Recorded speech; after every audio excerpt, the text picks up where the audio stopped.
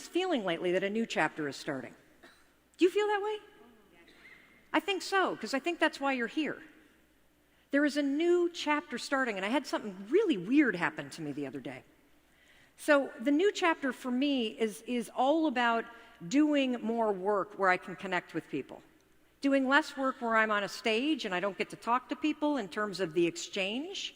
You walk out of here, I may never see you again. I hope not. I hope not. But doing more work like creating courses and creating more content online so I can stay connected to you. So what we're going to talk about is confidence. What is it? Because a lot of us don't understand it. I know I didn't understand it. I had not the real confidence, I had the fake kind. You know, the really bossy, annoying kind, where it was really driven by insecurity. What we want to talk about is real confidence. The other thing we're going to talk about is the habit of self-doubt. The habit of self-doubt. So believe it or not, self-doubt is a habit. It's a behavior, a thinking pattern that you repeat over and over, and then it becomes automated. And when I can get you to understand that anxiety, worry, procrastination, self-doubt, they are all habits, then I can show you using science how you can break them. And then everything changes. And it all comes back to these 5-second decisions. If you had more confidence, how would your business and life change for the better? I'm going to tell you how mine had when I finally learned what confidence is and what it isn't. Number one, I know how to say no. How many of you have a hard time saying no? You have clients you can't stand. You have people that work for you that drain you. The ability to align your goals with values and actions. Fearless negotiator. Fearless. Greater self-control. By the way, let me stop there for a second because I believe that in today's world, this is the #1 skill for you. Self-control. And we're going to give you tools today that are going to give it to you. You're going to make a lot more money and you're going to be a happier human being. Absolutely, and I'm going to show you how to do it. We can talk about change all you want, but I'm the kind of person that's about real advice for real people, and that's going to require some real action. So as I'm talking, I want you to notice what are the physical sensations, the feelings that come up in your body.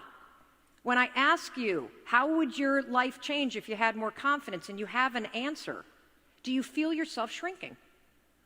Do you feel yourself talking yourself out or raising your hand?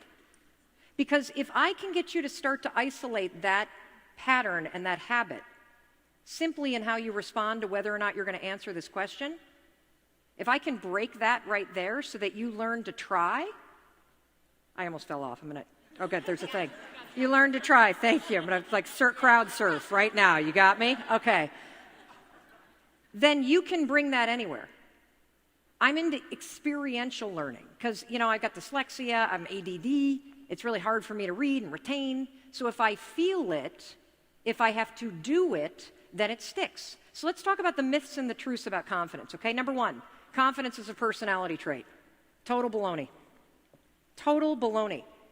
Lots of extroverted people that are really bossy and annoying like I used to be, although I might still be a little annoying, but really insecure.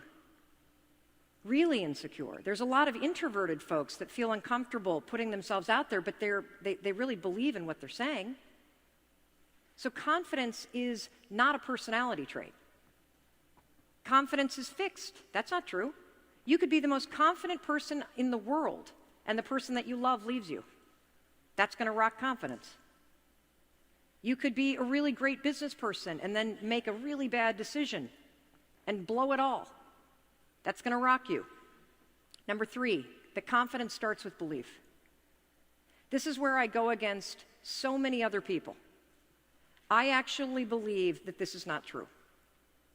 I think that thinking positive thoughts will certainly make you feel better in the moment, but it's not going to create change that you want.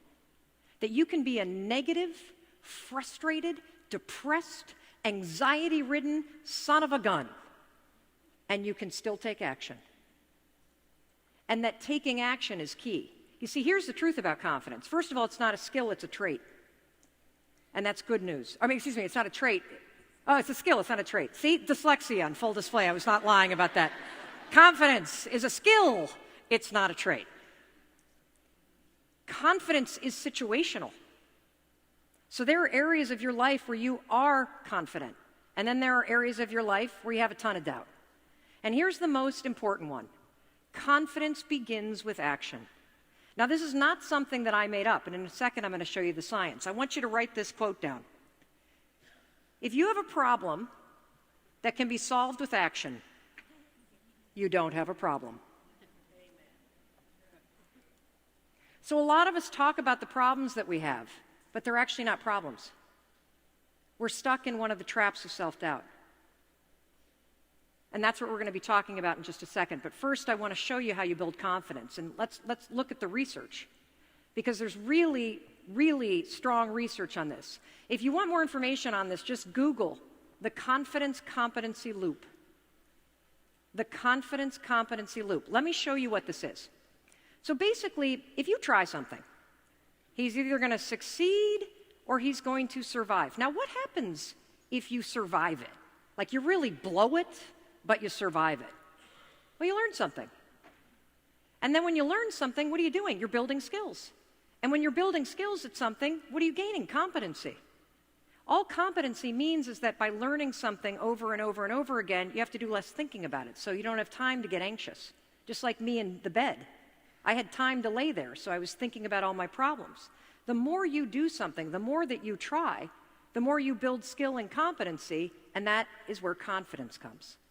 So I want you to walk out of here not only with the 5, 4, 3, 2, 1. Catch yourself when you feel yourself shrinking. Catch yourself when you feel yourself editing yourself or silencing yourself. I also want you to walk out of here with a brand new definition of confidence, which I'm going to give to you in a second. Because check this out.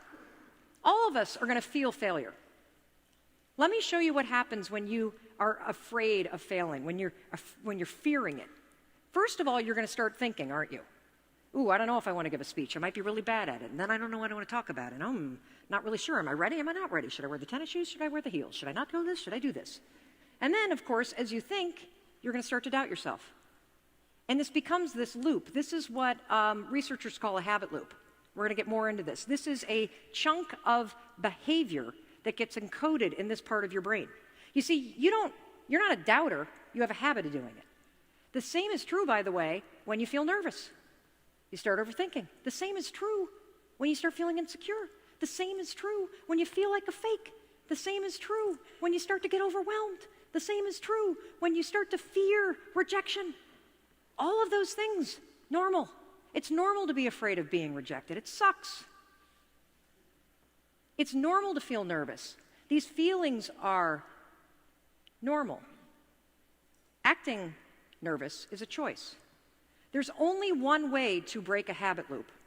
You have to insert a different behavior. Pretty neat, huh? See, we spend way too much time with the red arrows. I got to be fearless. I can't ever worry. It's terrible to feel like a fake. No, it's not. It's normal. In fact, you're going to. When you first relaunch your eco-adventure company, you're going to feel like a fake. That is normal. Acting like one is a choice. So the only way to break the habit of self-doubt and thinking is to take action. And what action are you going to take? 5, 4, 3, 2, 1. And that, if you do it over and over, puts a new habit in place.